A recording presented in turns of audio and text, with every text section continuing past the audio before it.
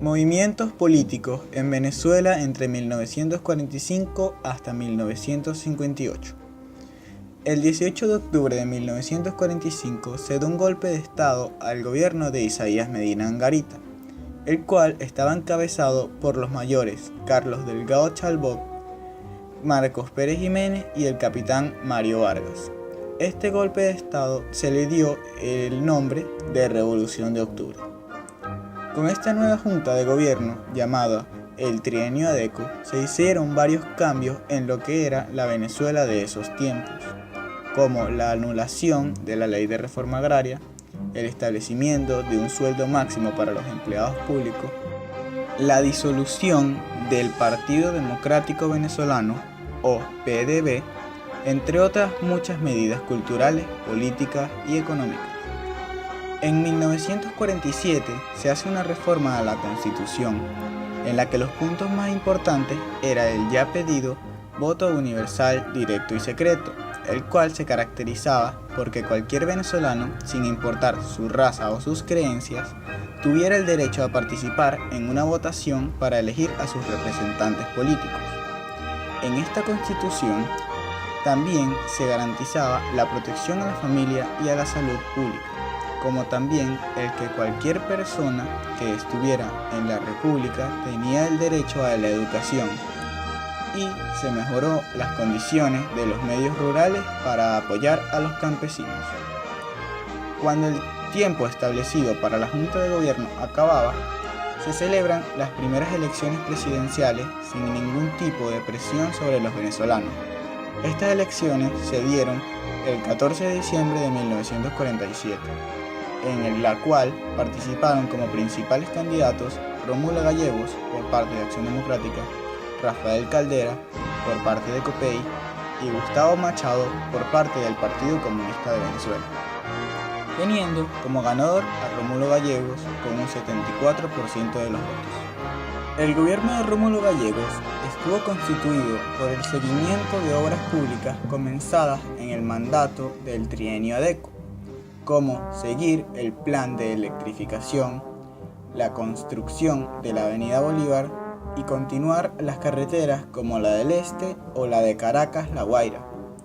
En su corto mandato, Rómulo Gallegos estableció distintas leyes, como lo son la Ley de Enriquecimiento Ilícito y la Ley del Impuesto sobre la Renta, la cual se explicaba que la mitad de las ganancias de las industrias petroleras irían al Estado, haciendo que esta ley fuera conocida como el 50-50. Como también se modificó la Ley de Reforma Agraria. Al finalizar la Segunda Guerra Mundial, se aumentó la venta de petróleo y nuestro primer comprador era Estados Unidos, ya que esta nación necesitaba mucho petróleo, el cual lo usaban como fuente de electricidad para sus industrias. Esto hizo que muchas empresas alrededor del mundo invirtieran no solo en Venezuela, sino en toda Latinoamérica, y gracias a esto aumentaron la producción del petróleo para satisfacer la demanda de este producto. Esto hizo que los ingresos venezolanos casi se triplicaran en 1948. El gobierno de Rómulo Gallegos duró unos escasos 9 meses debido a que este fue acusado de monopartidista. El término monopartidista se refiere que todos los representantes políticos venezolanos eran de un partido, en este caso de Acción Democrática, lo que hizo que la oposición copeyana y el ejército estuvieran en completo desacuerdo. El ejército le advirtió al presidente su preocupación por el ambiente de conflicto y violencia que se veía en la época y que debería de integrar miembros de la oposición en puestos del Congreso, a lo que el presidente se negó completamente, ya que él los consideró una presión indebida a él mismo. Entre la pelea política que existía en estos momentos del país, la Asociación de Trabajadores de Venezuela, que era comandada por Acción Democrática, declaró que si existía un intento de golpe militar, ellos harían una huelga general en todo el país.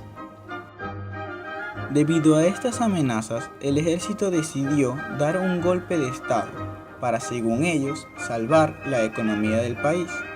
El golpe fue una forma pacífica, no se disparó ni un solo tiro. Los militares someten al presidente Rómulo Gallegos, poniéndolo preso para luego ser exiliado el 5 de diciembre hacia Cuba.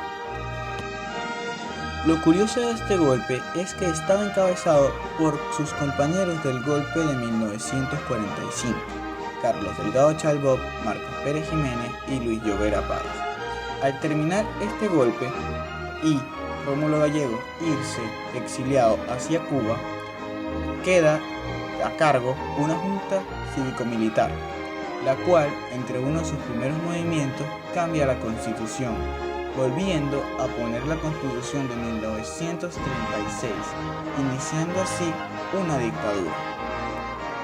El 4 de diciembre de 1948, la Junta disuelve el Congreso, las asambleas legislativas de los estados y los consejos municipales. Y poco después empezó la agresión a los medios de comunicación. La Junta se caracterizó por ser autoritarios y por cambiar el tratado con las empresas petroleras extranjeras, haciendo que el presupuesto financiero del país aumentara. Con esto, Venezuela entró en un gran desarrollo industrial y social, creando enormes estructuras muy modernas para la época, como el helicoide, la urbanización 23 de enero, la autopista Francisco Fajardo y la autopista Caracas-La Guaira, entre otras hechas entre 1948 y 1958. El 13 de noviembre de 1950, Carlos Delgado Chalbaud fue asesinado. A día de hoy todavía no existe una teoría verdadera del porqué de su asesinato. Lo único que de verdad se sabe es que su asesino fue Rafael Simón Urbina. Muchas personas indican que el que planeó el asesinato fue Marcos Pérez Jiménez, pero al ser el esposo de Flor Marida Chalbaud, que era prima sanguínea de Carlos Delgado Chalbaud, esta hipótesis perdió mucha fuerza. La hipótesis más aceptada fue que Rafael Simón Urbina asesinó a Chalbaud por una especie de venganza, ya que en el gobierno de Eleazar López Contreras, cuando Rafael era gobernador de Amazonas, se le quitaron diversas propiedades por enriquecimiento ilícito. El enriquecimiento ilícito es un delito que se da cuando estás en un puesto público y ganas más dinero que el que deberías de ganar, o sea, de forma ilegal. Cuando Chalbaud y la Junta llegan al poder, Rafael Simón Urbina le pide que le retire los cargos y que le regrese las propiedades, a lo cual Chalbaud se negó, y esto hizo que Rafael Simón Urbina le agarrara un desaprecio, y eso, junto a sus ansias de venganza, hizo que lo asesinara. Este lo secuestró llevándolo a la urbanización de las Mercedes, en la cual lo tiraron y apuntándolo lo amenazaron para que devolviera las propiedades, y Chalbaud se volvió a negar para así recibir 2 disparos. Debido a la muerte de Delgado Chalbaud, la Junta buscó otro representante. Habían diferentes variantes. El que más sonaba era el doctor Arnoldo Gabaldón, pero a la final el que quedó como presidente de la Junta fue Germán Suárez Flamerich, el cual era embajador en Perú. Por tratarse de un gobierno transitorio, la Junta decidió convocar a elecciones el 30 de noviembre de 1952. En estas elecciones, al enterarse el Frente Electoral Independiente, que era el partido de Marcos Pérez Jiménez, que estos estaban perdiendo con URD, que estaba encabezado por Jovito Villalba, sale un comunicado leído por el mismo Marcos Pérez Jiménez, donde decía que la Junta renunciaba y se declaraba a sí mismo como presidente provisional. Y en abril de 1953, Pérez Jiménez gana las elecciones, siendo presidente para el periodo de 1953 hasta 1958. Durante su gobierno, Pérez Jiménez se caracterizó por dirigir el país con eficacia, aunque con gran represión. En este gobierno hubo mucha persecución política, censura y muchas más represiones, haciendo que en los barrios de Caracas hubieran protestas en contra del régimen. Dejando de lado la situación política, Venezuela era el país que buscaban muchos inmigrantes europeos, debido a que sus países estaban destruidos por lo ocurrido en la Segunda Guerra Mundial. En este periodo, Venezuela vivía su mejor época en cuanto a lo económico, una de las economías más poderosas del mundo, y, por consecuencia de esto, Pérez Jiménez intentó eliminar el rancherismo, con la creación de residencias y apartamentos, construyendo también hospitales y terminando proyectos como lo fueron el helicoide y la autopista Caracas-La Guaira. Tristemente, lo que más caracterizó a este gobierno fue la represión y la censura. Todos los actos opositores desaparecieron, llegando a un punto en el cual la mayoría de los opositores callaron por miedo al régimen. Torturas, personas desaparecidas, miedo. Esto y otra cantidad de sucesos llenaban las calles del país, tanto así que ningún periódico tenía el derecho de publicar ningún artículo sin ser revisado antes por el régimen. El periodo presidencial de Pérez Jiménez debía terminar a finales de 1957, pero con la esperanza de alargar su gobierno por 5 años más, convoca a un plebiscito. Un plebiscito es un procedimiento jurídico en el cual se pone una medida importante a votación popular. Lo que hace esto es que las personas en ese momento podían votar si querían que Pérez Jiménez siguiera en el poder o no. Era como una especie de elección presidencial, pero sin oponentes. Los resultados de esta fueron favorables hacia Pérez Jiménez, pero el pueblo se alzó, ya que ellos no estaban de acuerdo con que estos resultados fueran reales.